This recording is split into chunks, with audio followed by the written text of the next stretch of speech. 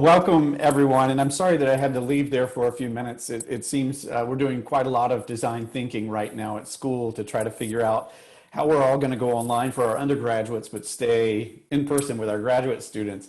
And it is one of those wicked problems. I'm not sure we can really solve it perfectly. But I just want to thank, first of all, Ellen Deming and also Tracy Ryder for putting together this symposium.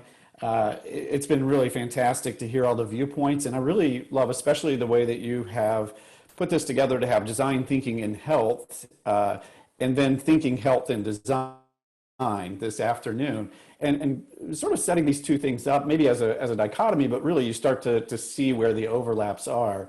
And I think the emphasis on much of what we've heard today is about collaboration, but also on expertise so that collaboration can become more rich and relevant. And so I have to admit, as a design student, I started out in the 90s, and I'm not sure I recall hearing the word or the term design thinking so much. We just said design. And as an architecture student, I took that to mean a way of life, not just a process or a procedure for doing something. And so I like to think about design thinking as just that, as a way of life, as a way of working with other people, a way of collaborating, and not just design thinking, but today I think we've seen a lot of design doing. And that's where I get really excited to see how you're implementing these strategies in real world situations to solve major problems. So this is really exciting for me as an architect to have a symposium that focuses on health, because really the architect's Hippocratic oath is health, safety, and welfare.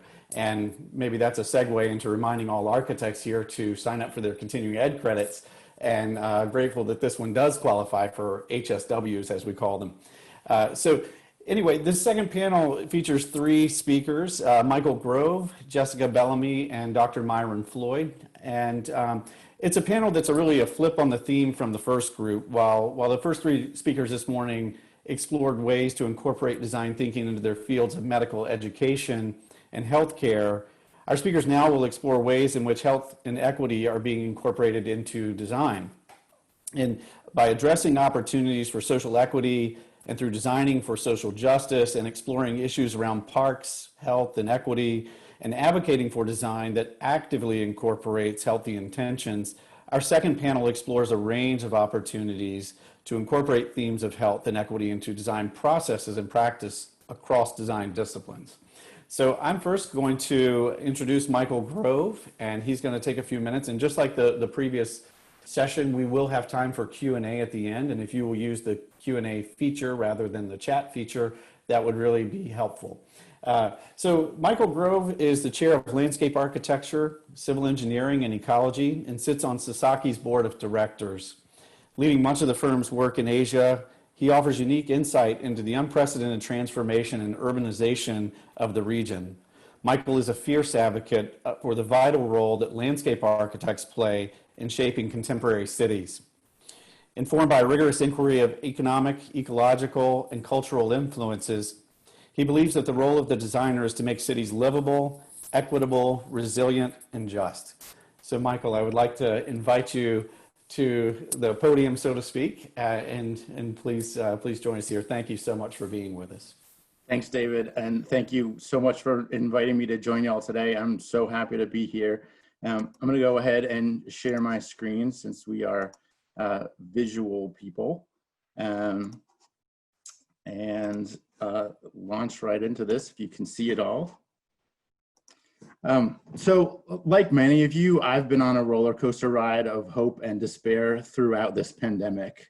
A lot of things I've read about how the design community should react have been really human-centric approaches, whether it's advancing sensor technology to limit our need to touch door handles, or designing flexible buildings that can serve as temporary hospitals, or expanding urban parks so that city dwellers have more opportunities to get outside. These are all great ideas, but I think they're Band-Aids on a gaping wound. The World Health Organization tells us that about 75% of emerging diseases in humans are zoonotic, meaning that they're transmitted to us through contact with animals. These microbes are not naturally human pathogens. They become human pathogens because we offer them that opportunity. Deforestation, habitat loss, climate change, and the disruption of remnant forests are all things that humans are doing that landscape architects like me have the power and skills to prevent. What we're lacking is agency and voice, and I think now is the time for us to step up and use it.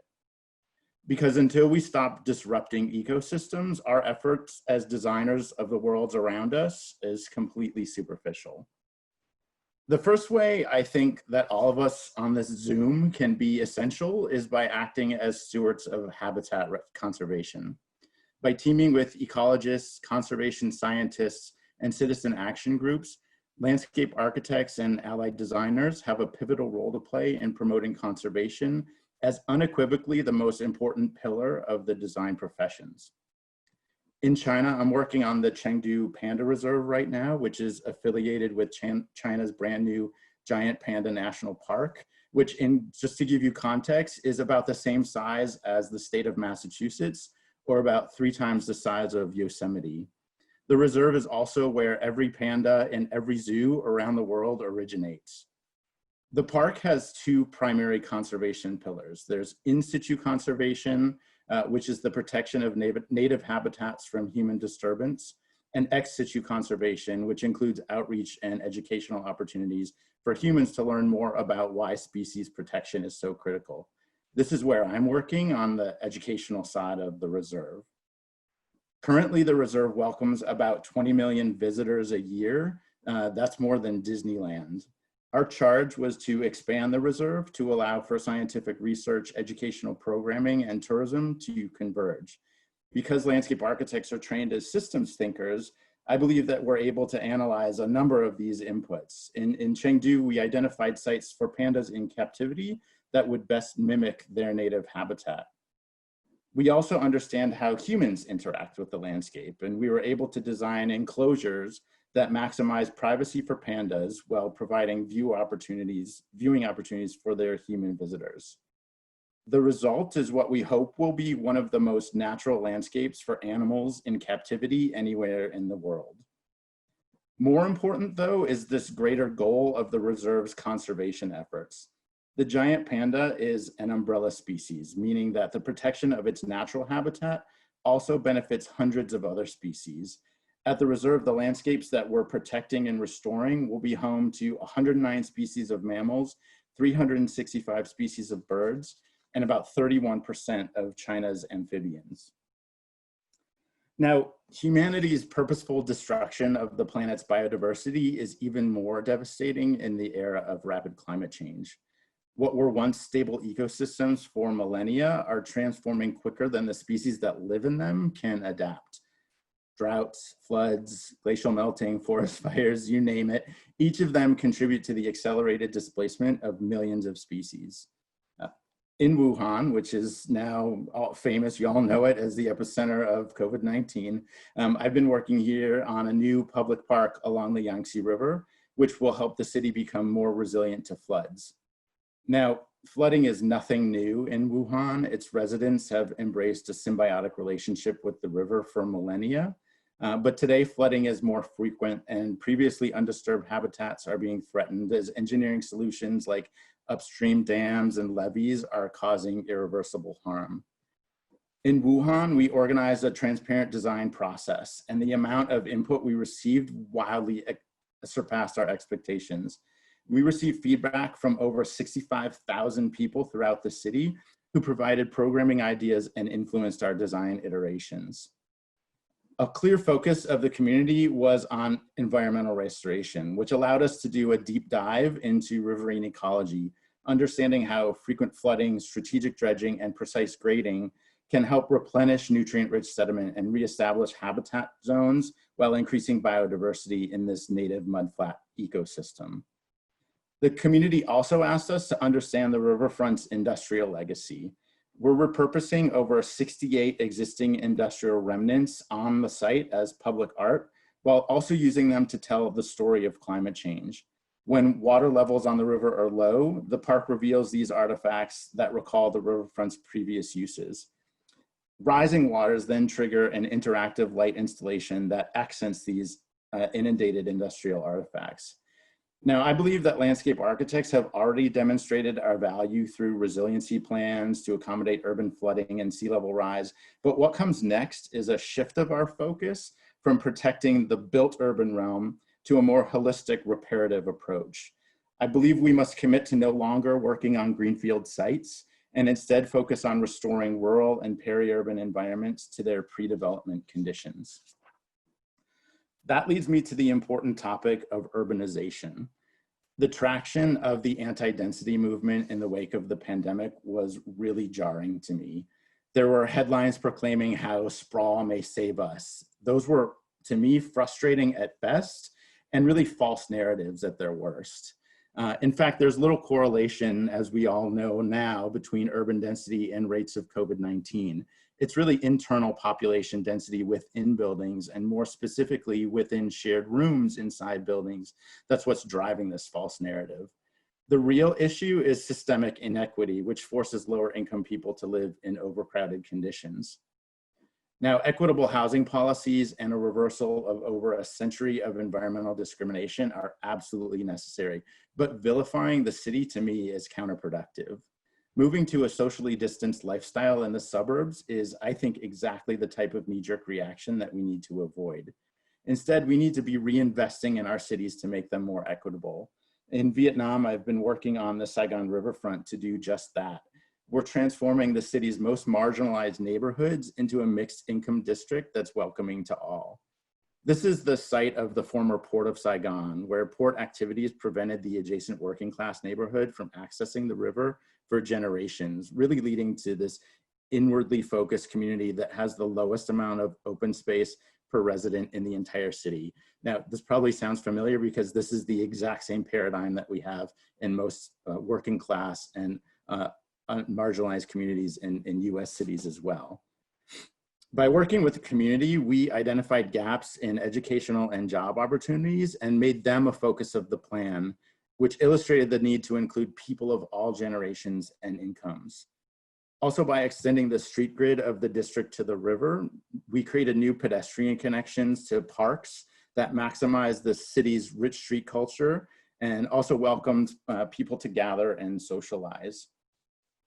More importantly, the district's new plazas and parks were a celebration of spaces for everyone without an inch of privatized open space. My favorite is this one, which is the plaza with views across the river to the city's new soccer stadium. Here we have a floating screen that broadcasts matches to those unable to afford access to the game, but still craving the communal experience. I believe that as designers, we need to actively petition government leaders to stop funneling money to signature projects in already wealthy neighborhoods, and instead ensure that high quality landscapes are built in underserved communities. By demanding equitable policies for public open space, we can leave a legacy that allows all citizens of our post-pandemic cities around the world to thrive. Now, finally, a logical question that arises from the argument for building denser cities is where our food will come from to feed everyone. Our current agricultural practices are unsustainable, damaging, and even negligent. I think one silver lining from the pandemic is that all of us have become hyper aware of problems in our food supply chain, and there's more political will to address food security. It's also no secret that the planet's population is growing exponentially. Growing cities mean growing appetites, which also means we need to increase global food production by about 70%. I've been involved in a number of projects throughout China that tackle food security head on. Here, the problem of growing cities is especially acute, with people and agriculture competing for the same land. All of China's arable land lies in the eastern half of the country, which also corresponds to about where 93% of the population lives. This conflict has resulted in a sobering amount of agricultural land loss to development, about 123 square kilometers in the span of a decade. For those of you who need a visual aid, that's just about equivalent to the size of the state of Iowa. And of the farmland that remains, about 20% of it is contaminated. Again, for you visual folks, that polluted land is just about half of the landmass of California. The average diet in China is also changing, with caloric intake rising faster than any other country in the world.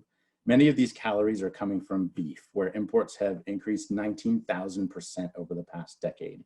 You probably already know that beef is one of the least sustainable foods because of how many natural resources it consumes.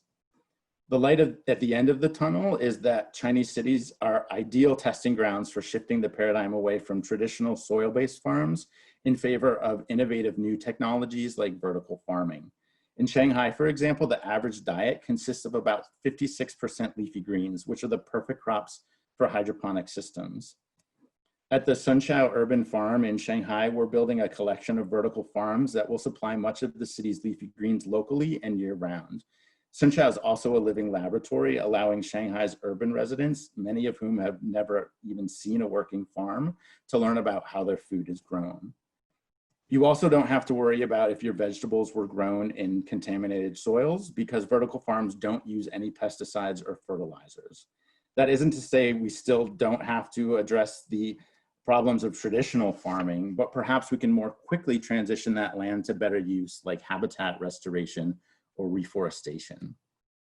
As activists for the responsible use of natural resources, I think landscape architects and allied designers must speak out against the ravages of corporate farms on the environment. We need to advocate for community-based agriculture, and we need to integrate urban farming and productive landscapes into all of our projects. We also must continue to research, test, and aggressively campaign for revolutionary transformations to the way we source our food. I think this is a pivotal moment for all of us to put our skills to vital use, and it's an opportunity to rewrite our design manifesto and alter the course of all of the design professions collectively. Thank you. Oh, thank you so much, Michael. That's just an incredible presentation, and I really appreciate what you were saying about advocacy.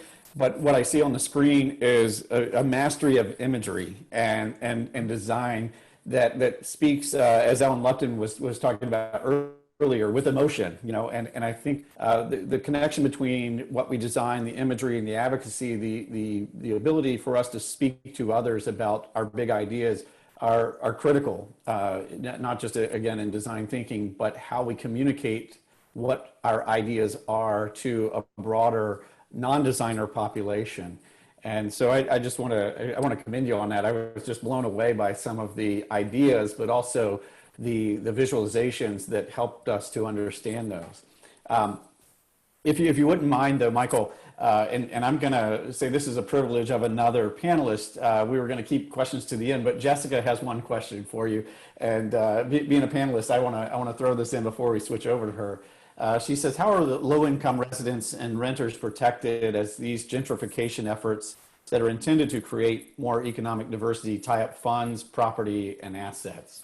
Yeah, so that's a great question, Jessica, and something that was kind of top of mind as we were designing the port in Shanghai and in Saigon, for sure.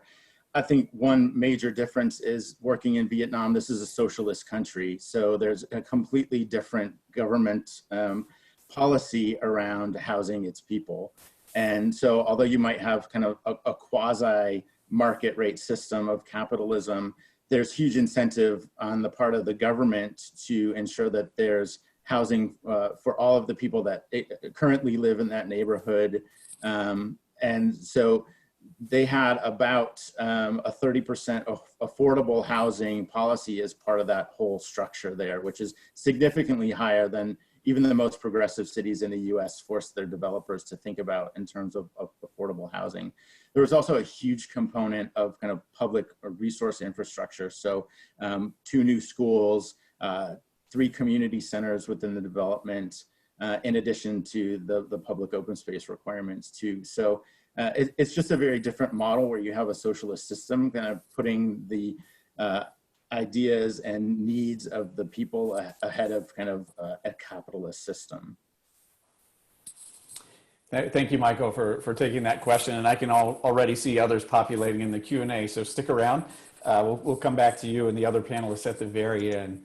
I'd now like to introduce Jessica Bellamy. Jessica is an award-winning international speaker, workshop facilitator, motion infographic designer, and research analyst. She and her colleague Josh Poe are the founders of the Root Cause Research Center, which is a grassroots-led institution that collects data, creates data visuals, and trains impacted community members in research and data storytelling. Welcome, Jessica. I'll turn it over to you. Thank you so much for having me. And thank you, Michael, for addressing that question. I have so many follow-up questions like, oh, how are they defining affordability? Because that's absolutely a major issue that a lot of housing advocates are facing. I'm gonna go ahead and share my screen and just jump on in. You likely will hear a barking dog periodically if you haven't already. All right, great. I wanted to start just as a grounding quote to put this up here. I forget who originally said it, but it's something that I use in my work, and it's the fact that conflict is both inevitable as well as a source of creativity. So I want to use this quote to invite folks that are listening or watching to like listen, and also like inviting them to increase like the bravery of their aspirations and their own design practices. So just like what was just mentioned, my name is Jessica Bellamy. I'm an information designer. I'm a research analyst, and I'm a community organizer. I do a lot of other things and wear a lot of hats, but those are pretty much the basic ones. In my work, I develop all sorts of things such as editorial animations around different topics that are current. I do both traditional and non-traditional reports for community organizing as well as some of the academia spaces. I do a lot of motion infographics in general. Wanted to show some of those pieces, but all of my work is grounded in grassroots practices, which has really changed the way in which I have functioned since coming out of a school that taught more traditionally. And so my approach, which has a decade of working with nonprofits and community groups. I think I've worked on over 170 different projects in the course of my career so far. That is what is laced in this presentation. And where I currently work is the Root Cause Research Center. We just founded this very innovative, very different research institution. And so a lot of the practices and things that I'm going to mention in this presentation just tie back to that work and its core. So let's start off with that definition of equity, because in so many spaces, I feel like we don't necessarily talk about what equity means. I want to first highlight the definition from the Robert Wood Johnson Foundation for Health Equity specifically, which states that health equity means that everyone has a fair and just opportunity to be as healthy as possible. This requires removing obstacles to health such as poverty, discrimination, and their consequences, including powerlessness and a lack of access to good jobs with fair pay, quality education and housing, safe environments, and healthcare. Internally, our definition for equity is, plainly put, creating an opportunity for all to reach their full potential by addressing systems of oppression. People always ask us, well, how do you do that? Well, the multiple components of actually embedding equity in your work means and requires you to be considerate, which means recursively analyzing and evaluating your work. It means that you have to be cooperative, which means working with and not just for or on the behalf of. And it means that in those spaces when you are being cooperative, that you are respecting the insight, the experience, the knowledge, and the perspectives of all the folks who have entered that space with you. It's about being inclusive, because half the time when we look around at who sits at this table that has power, we don't see the people that are most impacted or directly impacted by the problems we are seeking to solve or address in the work that we're doing. And that is a serious issue. So we always need to be inclusive if we're being equitable. We also mean being accountable, which means taking responsibility for not only the mistakes or issues that may arise from our work, but the overall impact of what we're making, what our actions are doing, like the effect of our work on the world, on dominant narratives, on the communities in which we're depicting in our work. And it's about being flexible, because we can't always have the foresight to do no harm, but we can have the capacity, the integrity, and the agility to work to fix whatever errors that we've had or made, and just fully just be present for that work. That's essentially all the things you need to do if you're building equity into your work. Right now, we're living in this beautiful moment where data storytelling has become more democratized. And I say that because data storytelling is more accessible to more people. You have more people participating in information design and data journalism than you've seen in so many years past. That doesn't mean that these moments are new to this exact second. It just means that there's more people that are participating and opening up conversations and sharing their perspectives in this way. And people have been doing this, like I said, for decades, from folks like Ida B. Wells, W.B. Du Bois, all the way to the present day. Like right now, we're living in this moment of uprising. And for years and years and years, we've seen in our history when people are pushed to edges and margins and so many conflicts to where their lives threatened, we as individuals work really hard to develop the technical expertise that we need to be able to tell these stories when these stories are not depicting or representing us accurately. And so the center of our work at the Root Cause Research Center is making sure that folks that are most impacted by a problem are given the support that they need to investigate those issues and to solve those problems, because they are best positioned to do that work. And there's many different reasons for that. I want to highlight the words of Tamika Lewis.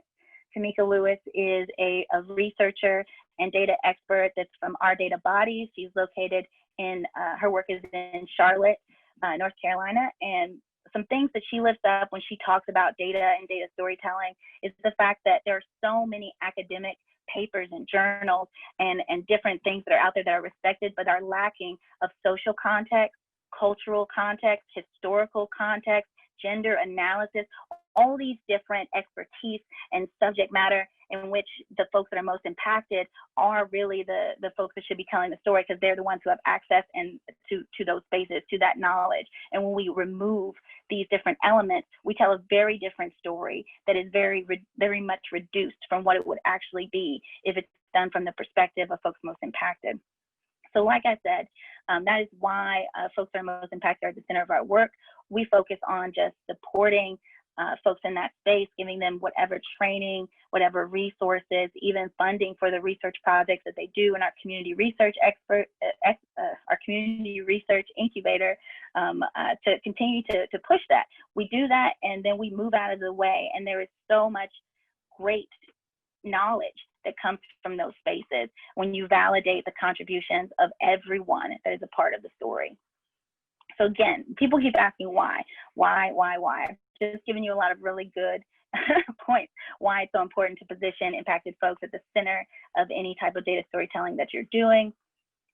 Another reason why is because in this space, this data career track in which I've been in for however long, about a decade, I have interacted with a lot of different folks, and there's a weird operating understanding that data is some type of neutral form of reality. Data is not a neutral form of reality. If you haven't heard that before, you're going to hear it right now. It is absolutely not. You can reduce data to simple definitions that just relegate it to the fact that it's all about details and statistics and just information that's collected together for reference and analysis. Absolutely, you can reduce it down to that, but we have to realize that data comes from the real world, and it's weighted with the racial disparities and a history of unfair application. These are quotes. If folks want references to some of these books and materials, I can definitely pass those on. But the reason why I want to lift that up is because I constantly see the pain points of the disservice that happens from operating from the idea that data is a neutral form of reality. And just to lift up some of those in this space, some of the things I've witnessed are misrepresentation, where folks are giving false or misleading accounts of someone else's story or co-opting someone else's narrative for their own agenda. I've absolutely been witness to underrepresentation in data, where critical data points are hidden behind too much technical jargon, too much text, and too many mundane data visuals in which people aren't really interested in exploring. And so those data points are lost. I've definitely seen different examples where systems of oppression are exacerbated, where different stereotypes and stigmas that are common in dominant narratives are still being utilized in the way things are designed, visualized, and all of that. And I've seen a lot of oftentimes unintentional exploitation and objectification of people of color, indigenous people, Black people, trans and queer identities, just for the sake of kind of tokenism, right? But that, even though the intention may be different, that doesn't mean that the function isn't there. And I've also seen examples where because of all of these pain points, we're now obstructing an entire group's ability to make an informed decision when they have the power to make decisions. And so I wanted to list that up also in this space as we talk about what health equity means in design. So what I suggest is we move from this place of micro context to macro context. Now, what do I mean by micro context? So when it comes to the ideas of some design systems that we might be more familiar with, human-centered design, user-centered design, design thinking, all of those things, you really only get context and information from four main sources, right? You have your clients, you have your body of designers, you have the target audience, which maybe you've created personas or done some type of extensive research around or engage them in some way. And maybe you have some subject matter experts in the space. That doesn't necessarily mean that those folks are directly impacted by the issue you might be designing around, but they're subject matter experts generally. But when it comes to these four different categories, there really only are two groups out of the four that actually have decision-making power. The rest are just influencing the process. And without that shared decision-making power, there's a lot of things that change and a lot of things that may get lost or diminished in this process. So I say this to lift up some clear points that were made by Natasha Iskander in a paper that was wrote and published in the Harvard Business Review and published a second time in FASTCO, called Design Thinking is Fundamentally Conservative and Preserves the Status Quo. This was published back in 2018 and is a really great foundational text. It's beautiful, but some things that she lifts up in that piece is the fact that we as individuals, number one, cannot get beyond our own personal biases, political pressures, the limits of our own perception. We are individuals, and we are locked in those worlds, and that is why it's so important for us to collaborate. Another thing that she states that's most important for us to remember is the fact that as an individual, we have a very limited ability to see solutions. It doesn't feel rigid and narrow to us, but considering all the possibilities that can be entered into a space, a conversation, a design process, an entire system map, really, when you are working more collaboratively, especially with folks that know that system so well because they are directly impacted and it affects their entire lives and they have lived in this situation, you have so much more potential for creating a more robust and successful strategy for these design problems, rather than just relegating it to the traditional hierarchical structures and power dynamics that we see in the design space. So I wanted to highlight that text. So what does it look like when we move from the micro to the macro? So we have our traditional set, right, where we have the client, the designers, we've done some work around our target audience, and we maybe have some subject matter experts. When we think about those subject matter experts, let's actually just make them impacted people. Let's include them. And furthermore, why don't we actually prioritize them and actually give them decision-making power, right? Then what's possible? But when we actually start to work on these projects, right, we already know that the impacted person knows that problem. And we as individuals who have never been impacted can never understand that problem. But together, we can learn to understand that problem as a system that is so multifaceted and complex that allows us to open up our opportunities for intervention planning, where we see our most effective strategy lies, and to really get at some tangible impact. And this is hard work. This does not fit in the traditional model of the micro context design systems. This is something very different. This is something outside of that is what I'm suggesting. And these are the types of practices that I've been a part of for my career. And so this is about moving from the idea of just having intentions and going towards that impact, because intention is just aiming at something. It's us making a target and shooting an arrow, right? But the impact is the actual traction of what we're doing. It's that tangible, touchable something. And that's what I'm asking us to move towards, right? And sometimes that can look like other dualities, right? Are we being complicit with dominant narratives, or are we working in opposition, like consciously working in opposition? Are we preserving the status quo? Are we lifting design and our practices to higher standards? And this also lets us have a conversation about the difference between being racist and anti-racist in the way that we do our work. Because honestly, you all, There is no neutral. No matter what you do, you are always participating. You're always participating in some way, in either being complicit or in opposition to dominant narratives, problematic ideologies, beliefs, norms, all of that. From the color palettes you choose to the images you choose, you are always participating, and there is not a neutral spot for anyone to stand at all. And so the question that I'm going to just kind of leave up for folks to just respond to in their own time is your work and are your actions actually aligned with your values? Because that can help you make some decisions and how you want to move from maybe the micro to the macro context in your own practices. Thank you.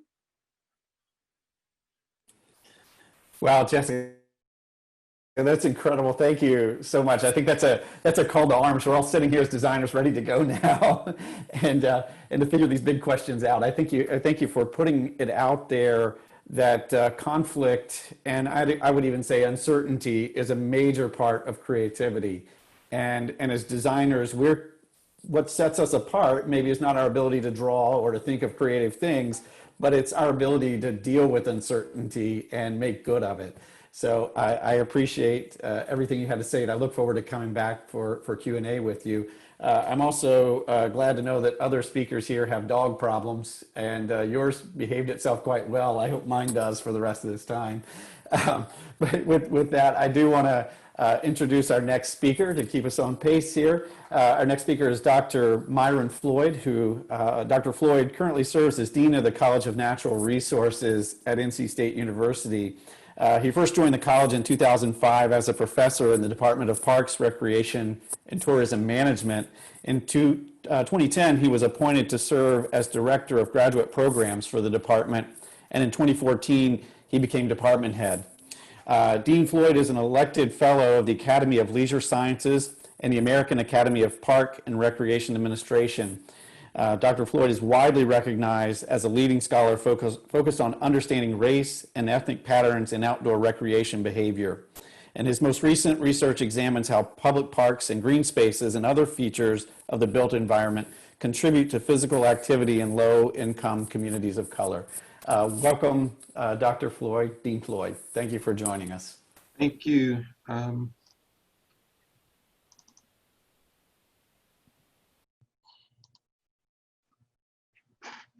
So thank you all, and thanks for the invitation, Tracy. And it was really great to listen to the two previous presentations. It was great to be in the audience, heard acts to follow.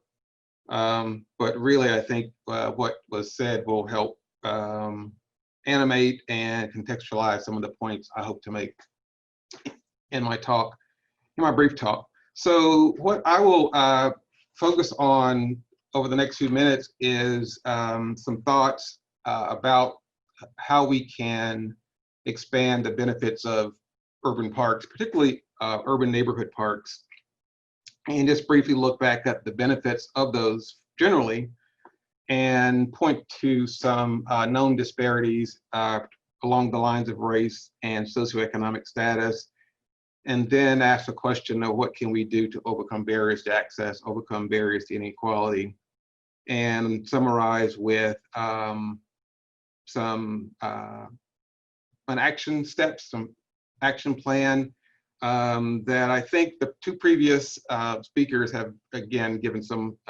life and animation context to. But I'm sure you all know that there are myriad benefits of urban neighborhood parks that range from having contact with nature, physical activity and exercise, which is what I'm going to focus on today, the capacity of parks to lower stress, to improve our psychological well-being, to providing spaces for us to come together as community and as family and as a broader community, providing numerous ecosystem services for cleaning our air, our water, helping us enjoy numerous forms of wildlife that we have in both in our cities and countryside. And more recently, we're learning more about the economic value that parks have for commerce and for residential property values. But as I've mentioned, what I've been focused on for the last several years has been how parks, particularly neighborhood parks, support physical activity among children, particularly again in low-income communities of color. And this goes back, I guess you could append this to the definition of equity that was that Jessica pointed out, but from the standpoint of focusing on this so that every child could have active play in parks as a part of their childhood. And that's been the focus of my work over the last 10 to 15 years or so before becoming 100% administration. But, you know, parks are critical resources in communities to support physical activity for children and adults. And one study that has looked at about 25 or 26 studies across the country based on systematic observation, we know that when people use parks, they tend to be physically active. They tend to get the moderate and vigorous levels of physical activity that they need. And among children, that's the majority of activity for them. I mean, those are places where they can be active and are active when they are in those spaces. But we also know that across the board that children are not meeting physical activity guidelines, and there are race and ethnic, rural, urban, and also income disparities in those numbers. So one of the studies that I've been involved in recently has shown that, you know, when parks are nearby, parks get used. So we did a national survey here at NC State, my colleagues and I, and we surveyed low-income parents of children aged 5 to 10, and in the sample, approximately 60% were Black and Latinx, and about 20% were white. But the main point here is that when we look at how frequently people use parks, we saw that perceived safety was a significant predictor. And we also see that having a park or perceived distance of a park being 10 minutes away was also a significant predictor of how frequently a park was used. And a second measure of activity, we asked about, you know, do you walk? How do you get to the park? Do you walk or bike? And these were, you know, active park participants. They, and actually this was the best predictor that in terms of walking and biking to a park, those who lived closer were more likely to do that. But we also found that in the same sample, in these same neighborhoods, just about little over 39% of the parents reported, only about 39% reported that there was a park within a 10-minute walk of their home. And the same number said that they were concerned about safety near the park. And again, this is significant in the sense that when we look at benchmarks or metrics used by organizations like the Trust for Public Lands, it tends to tell us that you know, this again is a disparity in access. And this also raises the question then about factors that prevent access and block access and are barriers. And there are a couple of systematic reviews that I'll just point to. One that's summarized in this infographic, that one I'll highlight, that says that 70% of African American, I'll just say neighborhoods, lack recreational facilities, or probably one plus recreational facility, and go up to 81% of Hispanic neighborhoods or Latinx neighborhoods lack a recreational facility. Another factor, sidewalks, the ability to get to a park or a playground in African American neighborhoods, 38 times more likely to be of low quality. So there's been documentation of the factors, environmental factors, that explain, well, partially explain the lack of access to neighborhood parks. And also another systematic review, less visual, has looked at different measures of access, looking at access in different ways. And it's interesting because it's almost goes against what one might think, in that in looking at about 50 studies in the literature on this topic, 12 or 15 studies that looked at proximity to a park, it showed that that Black and Latinx communities tend to live closer to parks than whites, which would be kind of counterintuitive to what we might think. But when we look at other types of characteristics of parks, like the number of facilities, the types of amenities, and acreage, a larger majority of studies show that it flips that, and that white areas, whether it's census block groups, whatever the definition was, tend to have greater numbers of facilities in parks, and also larger acreages per 1,000 population. And also another dimension or aspect of access is park quality, and all studies that examine this, high SES neighborhoods, white, had greater numbers of trails, playgrounds, greater extent of tree canopy, and were also perceived or known to be safe. And again, trails, playgrounds, activity areas that support high levels of moderate and vigorous physical activity. So just a couple of quick examples, and just to make the point in terms of acreage. And this one study that focused on Los Angeles, in the table, it looks at the percentage of race and ethnicity in the neighborhood, and across the second column and third column, looking at the amount of park acreage per 1,000 adults and 1,000 children.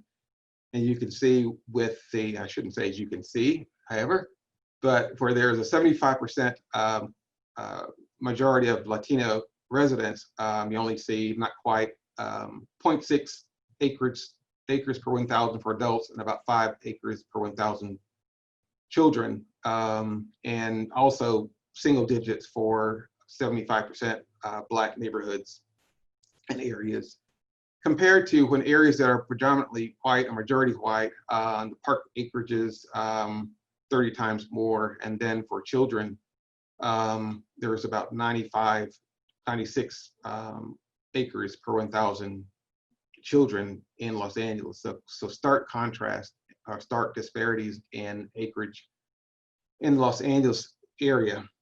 Similarly for Baltimore, another similar study, and I'll just highlight the areas that were 75% white or 75% Black.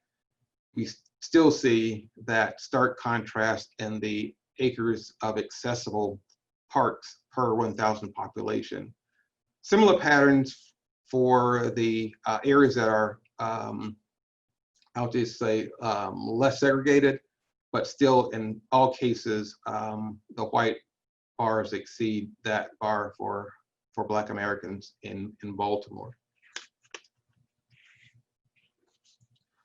So, what can be done to overcome inequalities in park access?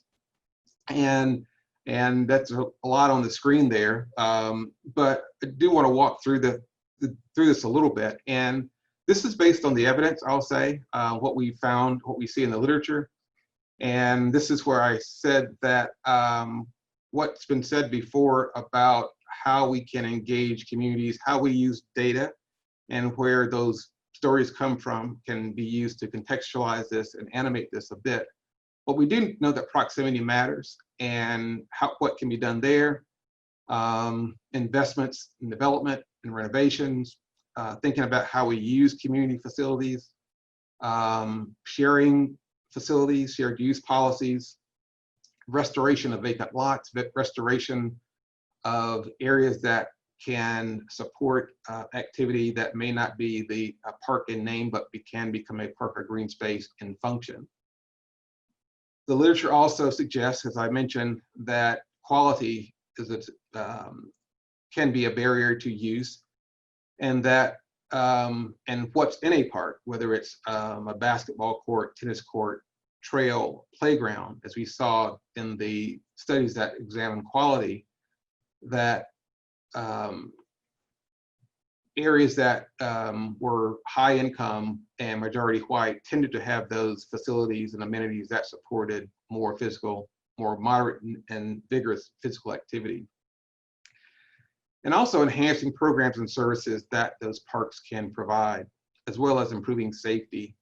And one I mentioned here that does not have a citation behind it, but also knowing that that safety and crime are concerns in some areas, there is an opportunity to work toward repairing community and policing relationships. But once we increase proximity, making parks available, ensuring their quality, working toward ensuring their safety, there's also work to be done as far as increasing our marketing and promotion of parks. Across the board, the literature suggests that neighborhood parks are not well used, but they are great spaces once people get there. So there is a lot of work that we need to do to make sure they are marketed and promoted effectively. And I'll also add, what we can do to overcome inequality involves kind of another piece, and I won't spend much time on it, but worth mentioning, in that looking to the literature, and this is consistent with comments by Jessica, but going beyond the literature a bit and thinking about the history, about the patterns that we see in disparities, in inequalities, in inequities. We see it just standing out to us in the patterns that we see. Particularly, we look at places like LA and Baltimore, as I mentioned earlier. The disparities that we see are mapped on maps like these, red line maps. So patterns of segregation support the disparities that we see in the physical activity environment, the built environment, parks, playgrounds, etc. So it doesn't take a heck of a lot of research to go back and to try to understand why some of these disparities exist and what might be done to overcome them and to address them.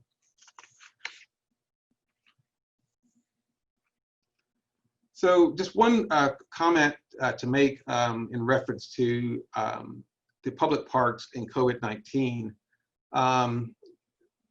There's an editorial that I would encourage you to read when you have a little time. I think all of us are giving you some reading. Mine is short, but there's an editorial on why keep this COVID-19 remedy a secret, and basically it's how physical activity can really help address what's happening right now with the pandemic. For example, giving people the opportunity to get outside and reduce stress. We've been inside quite a bit, either working from home or being sheltered in place. But physical activity, documented evidence that it does reduce stress and can help during this pandemic. Also evidence that shows that it can improve our immune system and our inflammation response to viral infections. And there's one paper I meant to put in, but also that physical activity also may be connected to enhancing the efficacy of vaccinations against viral infections. But again, physical activity can also help treat existing chronic conditions that predict COVID-19 death, some of those comorbidities, such as obesity, diabetes, and other related conditions. And this is particularly important because these the disparities in parks and amenities can contribute to the devastating impact of COVID that we are seeing on Black and Brown communities. So this work has been done, and again, what frames my thinking has been, how do we get kids active? How do we create parks that are more accessible, parks that are safe, to promote kids' activity and to promote health in vulnerable communities, communities that are that have been marginalized for many decades. So my goal was to highlight the importance of parks, as a broader, as a part of the broader built environment, and to highlight some of the disparities that we see. Think about what we might do in terms of steps that we might take to address some of the known disparities, the documented ones, and looking at the impact of that. And it would take, and I should emphasize this, that it's not something that my profession would do or my field would do, but it really has to be a interdisciplinary approach, a multi-sectoral approach. At the beginning, I meant to say that and I guess it comes across, I'm not a designer, and I don't engage that much with this literature around design thinking. But I think there's a role for all of us to play in thinking about how we promote greater equity, reduce inequalities, reduce disparities through the respective roles that we play and the common goal, I think, that we all share. Thank you. Thank you so much, Dean Floyd, and I especially appreciate you taking your time to join us and give your presentation today. I know that our dean in the College of Design is incredibly busy trying to solve a lot of problems right now relative to COVID and coursework. So I just want to give you a special thanks for sticking with us on this. Well, thank you. And I think it's pretty clear to all of us that parks are more important than ever right now. So I think what we'll do is come back to a fuller discussion of each of the three presenters. But first, we're going to go to our final presenter, Lauren Westmoreland, and we're going to take a full Q&A for all four of you after Lauren speaks, just to keep up with our time and make sure we hit our marks. But I'm really excited to introduce Lauren, primarily because she's a former student and a graduate of the School of Architecture here. And it's always wonderful for me to see our graduates come back, go out and do wonderful things like she is doing, but then come back and teach us what she's up to and show us teachers how to do things properly. So Lauren, we're going to build on the insights and discussions, and we're going to hear from Lauren now. She's with the Enterprise Community Partners, and we're going to learn about her work translating practical design experience into policy. And as with the follow-up session before, we'll have Q&A. We're going to combine all of those at the end. So as a brief introduction to Lauren, she is the Policy Program Director for Enterprise Green Communities, and she collaborates with the Green Communities team, Enterprise's 11 market offices, and Enterprise's Rural and Native American Initiative to align our national agenda with state, regional, and local needs. Lauren develops and executes the Enterprise's Green Communities policy agenda to advance the adoption of green, affordable housing practices across the country. Lauren, thank you so much for joining us. It's great to see you again, and I'm going to turn it over to you now. Great, thanks, David, and it's really great to be back on here. And I always appreciate any opportunity to talk with folks from the College of Design. I'm going to go ahead and share my screen because I have some slides because we all need a good visual. So there we go. Okay. So yeah, I'm Lauren Westmoreland and I'm with Enterprise Community Partners. And I'm really excited to be joining you here today and that I think this topic of health and design is so important. Research has found that 20% of a person's health is determined by clinical care. The remaining 80% is determined by environmental and social factors. Our environment, our homes, can have a huge impact on our social, emotional, and physical well-being, and good policies are needed to ensure that the best practices we're seeing here become reality for all. Enterprise Community Partners is a multidisciplinary organization. We have three arms: capital investment, community property management, and solutions. I sit under our solutions arm, straddling our Building Resilient Futures initiative and our policy group. If it sounds complicated, it's because it is. Affordable housing, like many societal needs and challenges, is complicated, and there are no simple solutions. Our vision and mission articulate that what we believe housing can and should be. And as you can see here, it's a multitude of solutions. We're not just talking about one thing, we're talking about a suite of things in order to lift up those folks who are living in these housing and not other them. In order to meet this vision, we need to look at policies that move to the future that we'd like to see, and we need to also simultaneously reconcile the past. That was briefly touched on in the previous presentation. We were talking a little bit about redlining. Historic racist housing policies caused harm to communities of color and are still causing harm today. It's a delicate balancing act, often involving 2 steps forward, 1 step back as we're looking at what we do regarding policy. For more on the history of racism and housing policy, I'd recommend reading The Color of Law, or at the very least, watching the 10-minute YouTube video that's out there. And it's a great video, and I'd say it's great for like your parents who don't know anything about housing to, you know, your child to those of us who are really experienced in the sector. But as an architect, as a designer, why did I go the policy route? It's because there's great work, lessons learned, success stories, and yes, challenges happening within this space, and they need to be lifted up to be shown to the policy makers of the world, and they often are not.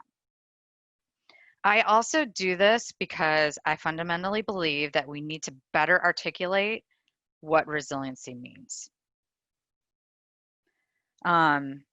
Resiliency should be applied to systems, not people. Our transportation systems, the homes we live in, our bank accounts should all be resilient so that we can thrive. I am privileged enough to have a resilient bank account. I don't have to worry about paying next month's rent or my water bill. So I gained the capacity to take on other things, to thrive. I can spend an afternoon writing out notes for this presentation that I'm giving you guys today. But this shouldn't be a privilege.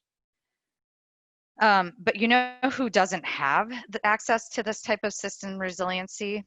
And this family who's up on the screen here. This is a picture of the Ogletree family who lives here in Atlanta. They live about 10 minutes away from me in a historically Black neighborhood. Their home has been passed down through their family, and it currently has no running water. The water bill got so exorbitantly high that the city of Atlanta turned off their water. Granted, this was pre-pandemic, so it was not turned off during the pandemic, which is a minor point in all of this, but you know, I did want to mention that. They've tried to navigate the system to get the water running again. In fact, there's been Atlanta nonprofits that have tried to help as well, all to no avail. So the family buys bottled water to meet their everyday needs. This is called toxic resiliency, where we're forcing individuals to suffer through a broken, inequitable system. Imagine what this family could be doing with their time and money if it wasn't spent sourcing water for everyday activities. If you want to learn more about this article, I suggest checking out The Bitter Southerner, where they published the story. So what do resilient systems look like that allow us to thrive? Our one housing example is our program, Enterprise Green Communities. It's similar to LEED or to other green building programs that you may be familiar with, but it's solely focused on affordable housing. Surprisingly, the regulated affordable housing industry is leading the way with green. As you can see from this map, the dark blue states are states that either incentivize or require developers to build better than code, often to our green building program or LEED. It's a really good start, and it's something that I feel that most folks out there don't know is happening. Going back to our program, it's somewhat of a misnomer to say that it's solely green. Yes, we prioritize energy. Yes, we're focusing on conserving water, but we're really trying to take a holistic approach to creating a better and more resilient community. There are things within our program that you wouldn't typically expect, like integrative design, making sure that everyone's involved from the start in designing what this new affordable housing buildings should look like, to thinking about how do we make sure that residents know about the good features that are in their building, how to operate them, like what it means that, you know, there's a different type of thermostat than they'd usually be accustomed to. In our 2020 criteria, we have a new criterion, healing-centered design. It's another way that we're looking at how we ensure that residents are prioritized. It is an acknowledgement that residents, staff, and family members may carry trauma with them into the building. And then it then focuses how the built environment can support healing from that trauma. This affordable housing project, the Elizabetta, is a home for formerly homeless. Here's what ShopWorks, the design group that used Healing Center design, had to say about this laundry space they created. Because our research has shown that laundry spaces and trash collection areas can be triggering for people who have experienced homelessness, and because residents fear that their clothes may be stolen if left unattended, the Elizabetta rethinks the typical afterthought laundry space. We prioritize laundry, creating a beautiful spa-like space that fosters community as residents gather to talk, listen, and laugh, or just relax as they do laundry. Good work and beautiful stories are taking shape and need to be lifted up into our policies. However, just because we're doing good work doesn't mean we're doing great work. As a program, we're constantly thinking about how to move beyond our traditionally patriarchal design and construction systems. How do we acknowledge expertise? Not the design experts, but the living experts, those who will be living in the building day in and day out. Are we prioritizing the residents' lived experience and expertise?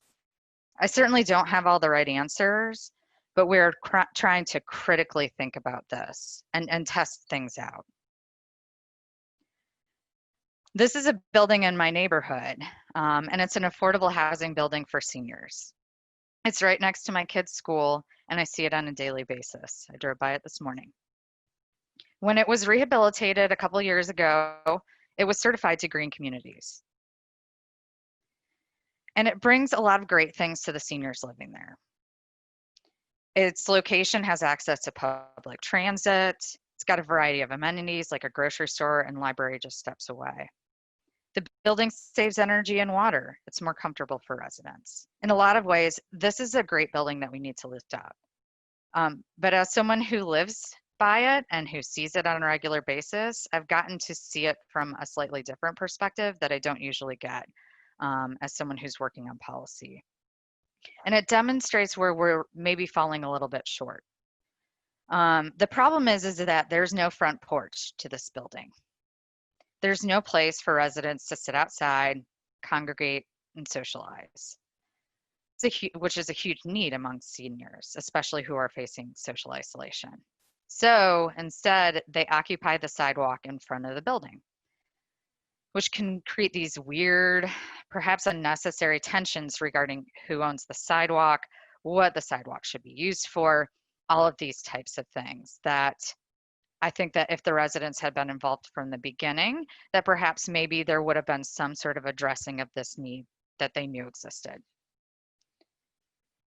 And there's an opportunity that's missed in lifting up these stories to policymakers. So like I hold this story, but how does it then get back to policymakers?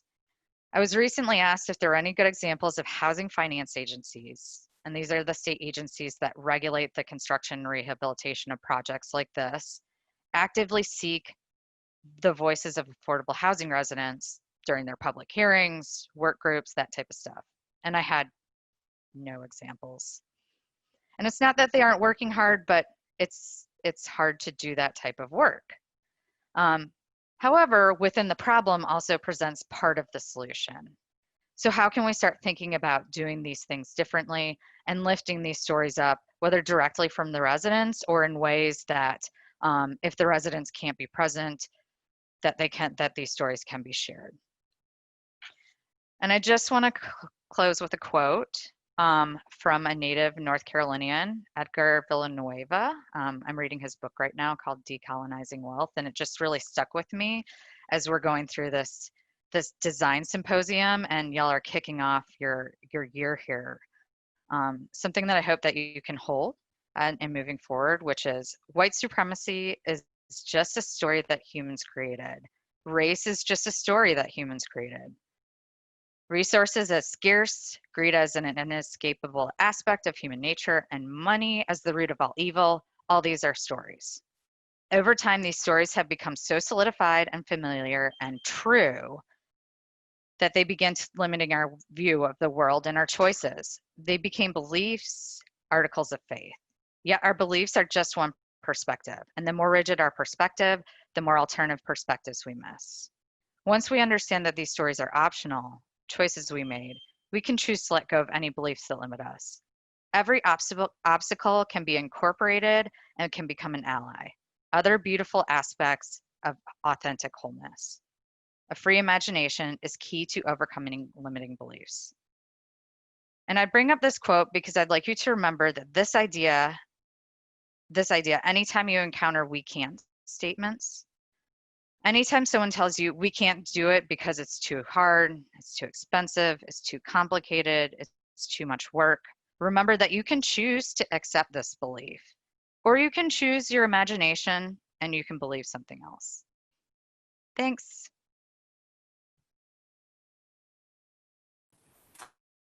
Well, Lauren, thank you so much for your presentation. It's really wonderful to see how you've taken some of the small things I think that we taught you here, and you've really transformed it into a career. It's not often that our students go from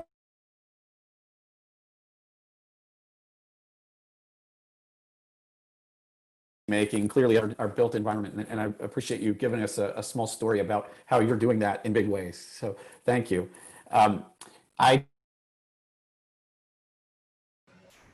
We have about 15 minutes for Q&A, and it looks like several people have already started asking questions. And I want to invite you to continue to add questions to the Q&A, and we'll go through them as long as we can up until our finishing point. So looks like the first one here, if I'm just going from the top, is for Michael. It says, on one of the projects you mentioned 65,000 data points collected from citizens, which seemed qualitative. How are these synthesized into the project's direction?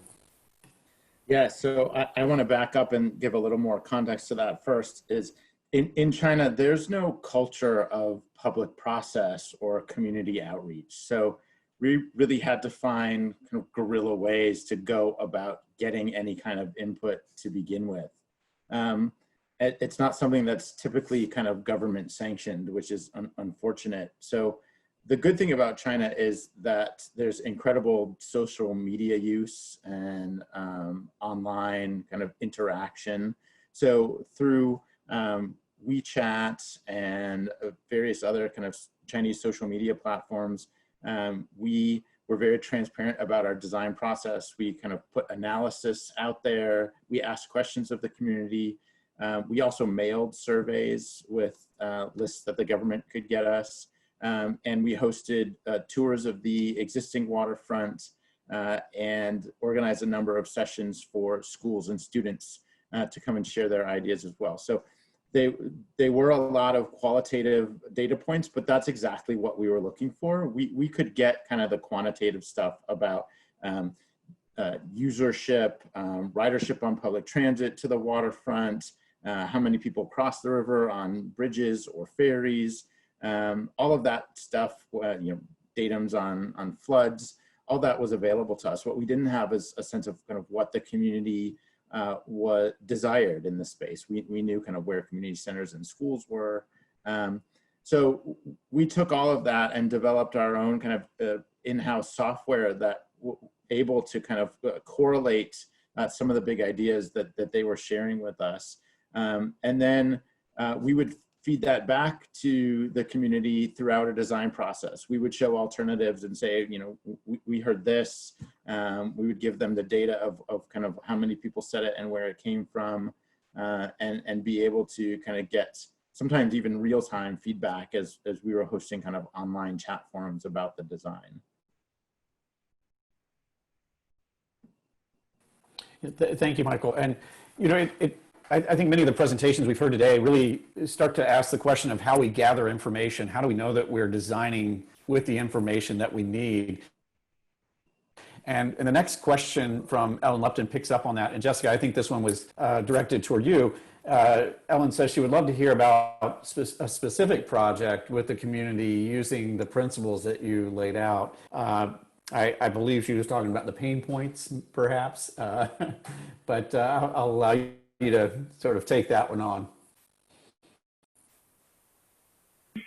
Can you say the question yes, I one more can. time? So I responded to you a little bit. Yeah, the question I think is just to maybe share a little bit of information about a specific project with the community using some of the principles that you outlaid. Oh, yeah. Specific project. So, about, well, I mean, let's just talk about the community research incubator. I keep wanting to say expo because we have an event coming where people are going to present, and this is like our flagship program that embodies all of our ideals, right? So in that program, we've taken on 7 folks from the Louisville community. Part of them are working specifically on housing and justice issues, and part of them are working on the racial wealth gap as it pertains to our city. And through that work, what we've been doing as far as educating them on research methodologies,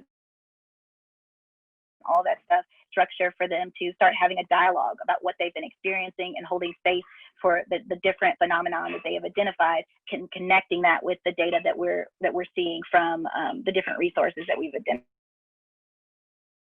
in space. So so that's it's interesting. So we meet multiple times a week. There's a lot of one-on-one small group meetings, but everybody comes together every Friday, and essentially what we're doing in that space is working digitally, of course, but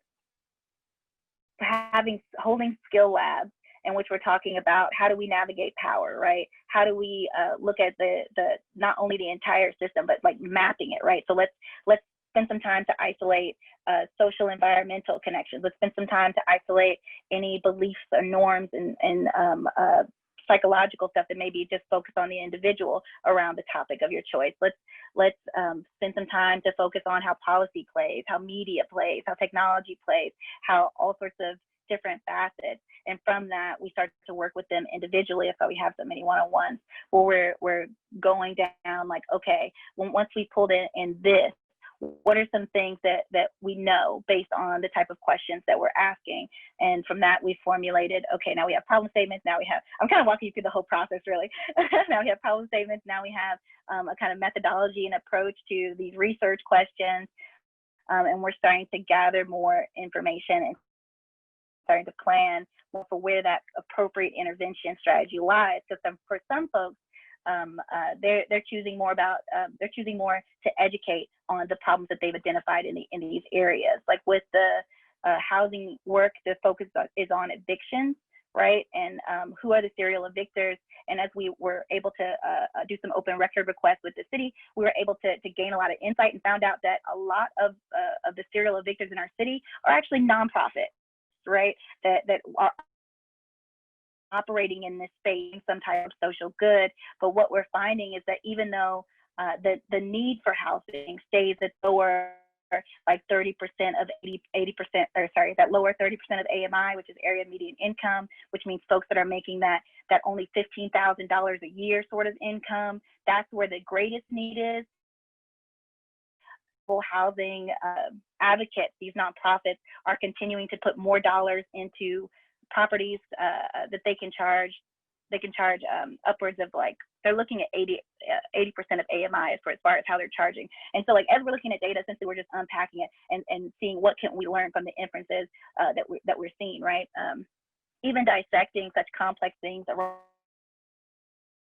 housing, there's so much data, and the data is public and open, and these conversations just don't happen, no matter if you publish them, post them, whatnot. And so that's why it's so important to be able to have conversations and be able to collect this data in one space and ground it in the perspectives of folks that are most impacted by decisions that are being made about groups of people that aren't included in those spaces.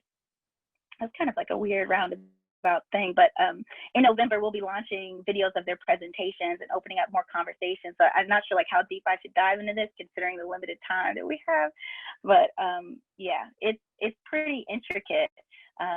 Past projects where we've done it, it's usually neighborhood based. So like Smoketown is where I'm from, which is one of the oldest historically Black neighborhoods in Louisville, Kentucky.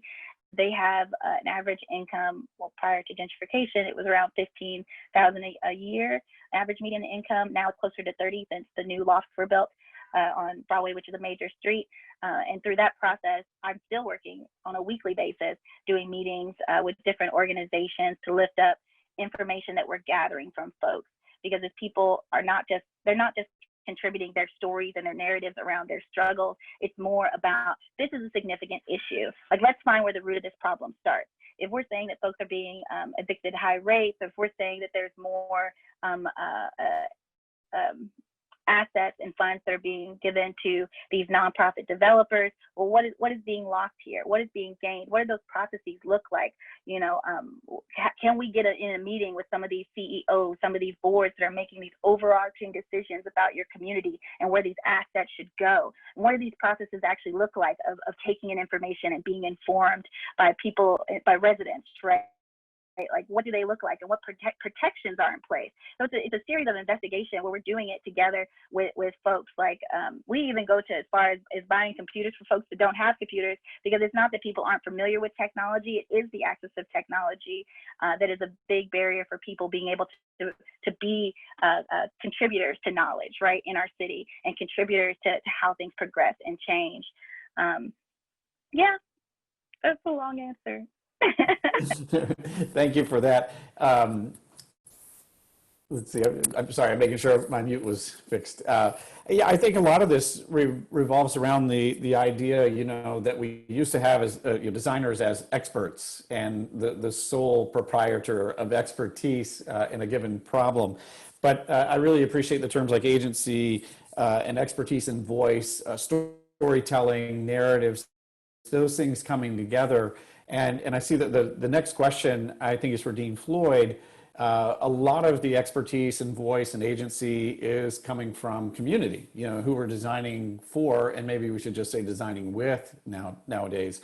But the question is, what do you see, Dean Floyd, as the best way to involve communities in designing and maintaining parks that meet their needs? I think the brief answer would be community-based and participatory. I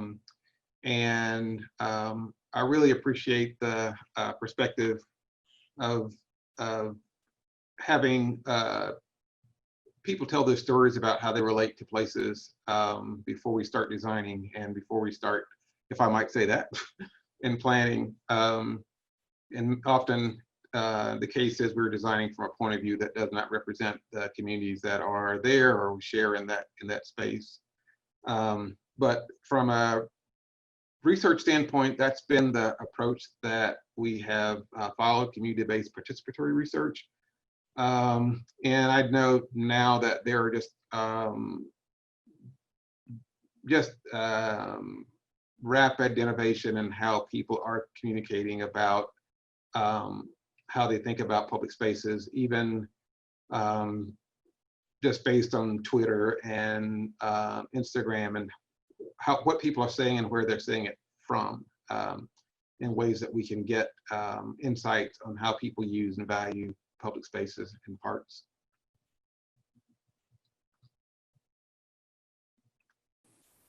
Thank you.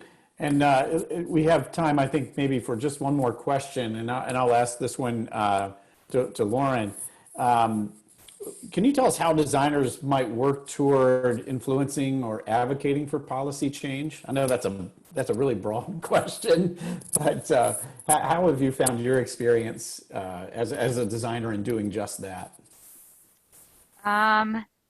Well, there's one major policy lever in affordable housing that's accessible at every state, and it's called the Qualified Allocation Plan. And they have a very open public participatory process, and are often architects who do participate in that. With that all said, it's like open to people who use Zoom now on a regular basis. So I think that not only can designers participate in that, but figure out how to get perhaps those who are not at the table and who they may be interacting with at the table as well. I think the other thing is that we need more storytelling. There's a lot with policy that's based on data right now, and that's good. But we also need more than just data. Like the stories around, I'll actually put it in the link, the stories around where, housing partners can be this positive influence in the community based on thinking outside of the box is really important. And my example is from this group in Duluth, Minnesota. I'm putting it in for everyone to look at right now. There's a Shelter Force article about them, but lifting up these types of examples where the American Indian Community Housing Organization and their residents came together with the community to produce a better solution for everyone. And then you can lift those things up through the policy world. Great, thank you so much. We're about at the end of our time for Q&A, but I wanted to give each of our panelists, first of all, I want to say thank you to each of our panelists, to Michael, to Jessica, to Dean Floyd, to Lauren, and to give each of you a chance for any closing thoughts or comments that you wanted to make before we move on. I just wanted to add one thing in response to a question about kind of community process and ownership and maintenance of parks in typically kind of marginalized or underrepresented communities. I think that's the wrong ask. We shouldn't be asking these communities that typically haven't had parks or access to parks to maintain them in order to make them kind of viable or thrive. We need to be redirecting resources. We don't ask the wealthy neighborhoods and cities that we've invested millions of dollars in world-class landscape architects in building parks to maintain their own parks. Why is that an ask of serving these underrepresented communities? Instead, we need to be redirecting those funds. We absolutely need to give communities authorship and ownership of them. But the ongoing maintenance of all parks throughout the city need to be an equitable process. So that's kind of the biggest thing for me. And the next thing is around Dean Floyd's presentation. I think, yeah, we see traditionally white neighborhoods, which traditionally suburban neighborhoods with more access to open space.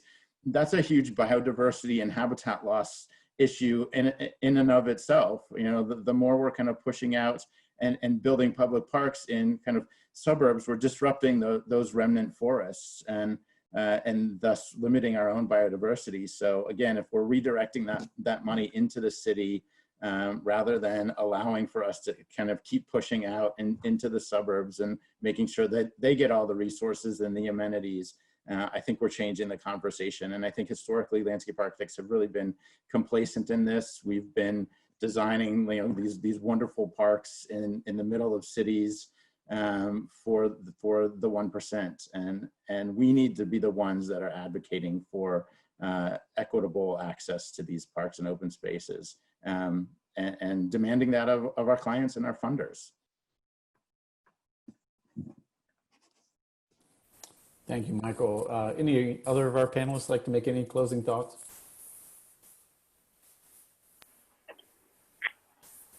I will say I typed a lot, I know, in the comments, and I think the last one I want to hold up the most is I love that so many people reference the redlining maps, right, that exist all over the country. My colleague and co-founder Josh Poe, like he's done so many series on redlining maps in Louisville.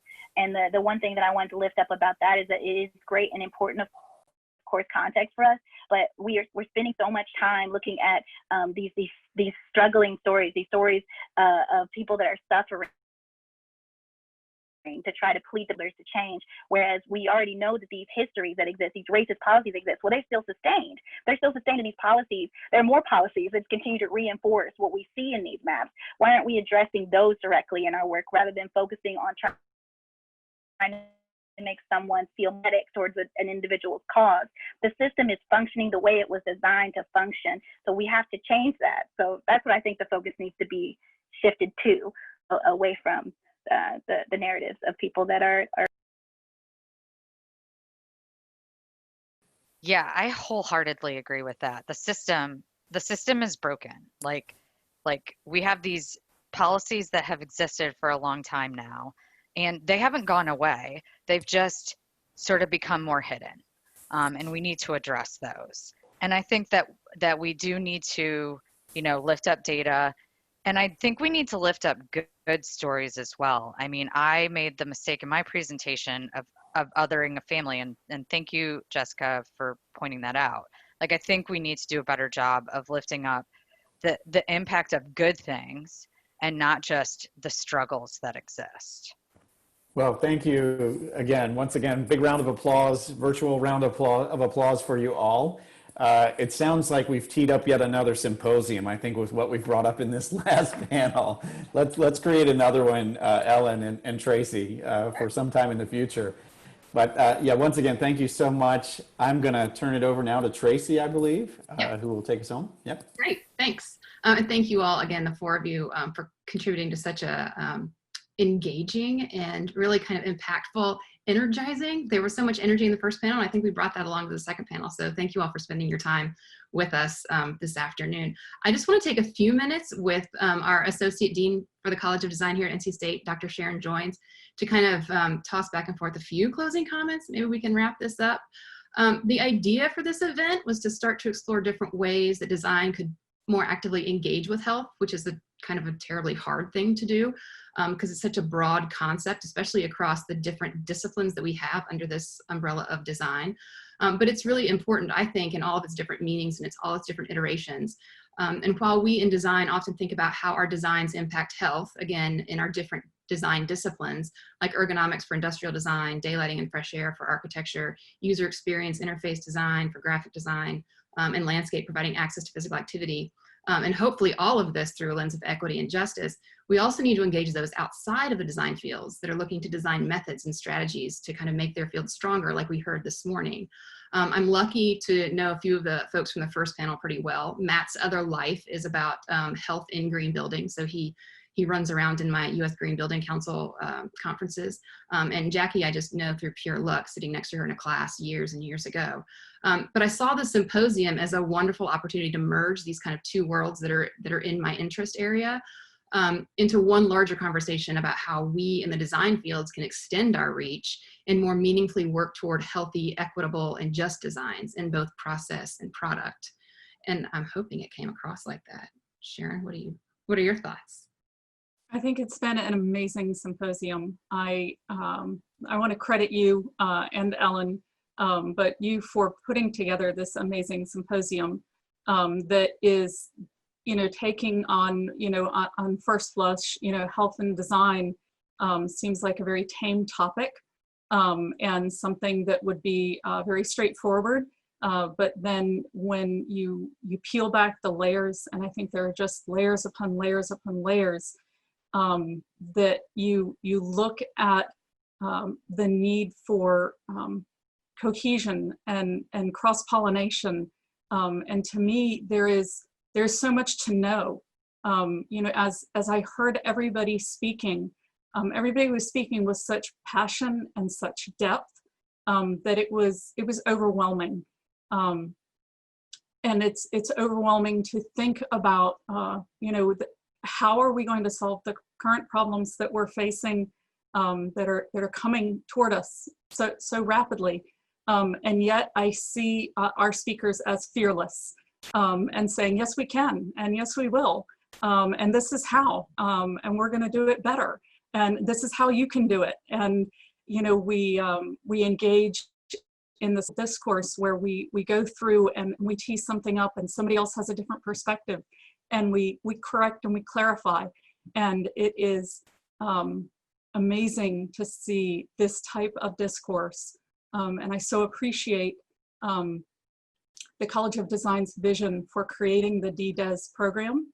And I so appreciate Ellen toiling through and building it to what it is, and Tracy joining in and making it happen, and Ashley holding it all together, you know, the glue between the seams, right?